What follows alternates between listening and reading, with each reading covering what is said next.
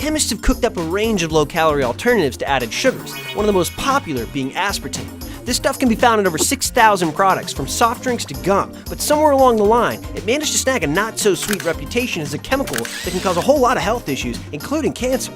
We decided to take a closer look, so get ready for the scientific scoop on aspartame.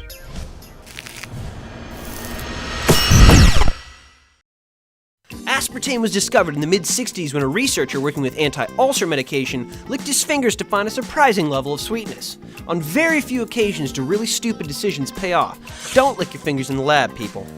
1 gram of aspartame has around 4 calories, the same as table sugar, but it packs 200 times the sweetness, so you don't need a lot. Your average packet of sweetener only contains about 35 milligrams, which is why manufacturers can say that their sweeteners are 0 calories.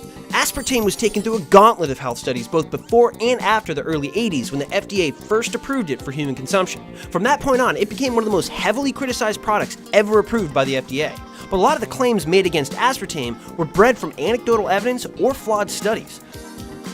So let's get into the science. When you eat aspartame, your body breaks it down into these 3 different compounds at these 3 percentages. Of these compounds, methanol has been scrutinized the most because it's metabolized into formaldehyde, a known carcinogen under long-term exposure. But here's an interesting fact for you. 12 ounces of fruit juice can have up to 5 times more methanol than a 12-ounce diet soda, which means 5 times the formaldehyde. But who's out there freaking out about juice, huh? Here's the other thing about formaldehyde. It's put to immediate use by the body by making important things like amino acids, the building blocks of proteins. It never actually builds up and stores in the body. In fact, your body produces 1,000 times more formaldehyde than you can consume through aspartame. Leftover formaldehyde is turned into formic acid, which is excreted through pee or broken down by carbon dioxide and water. An early study in the 80s had subjects consuming 50 times the average American's daily intake, only to find no significant change in levels of formic acid in their blood. Another double-blind study had a large group of people consuming pills containing the amount of aspartame found in 10 liters of diet soda for 24 weeks, and another group on placebo, again to find no difference in symptoms or tests between the groups.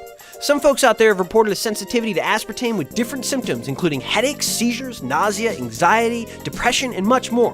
While a recent double-blind study tested 48 people who have claimed aspartame sensitivity. Their findings? Again, 0 evidence of acute response to aspartame. Also, there have been trials on the effects of aspartame on human cognition, all concluding no noticeable effects on both children and adults.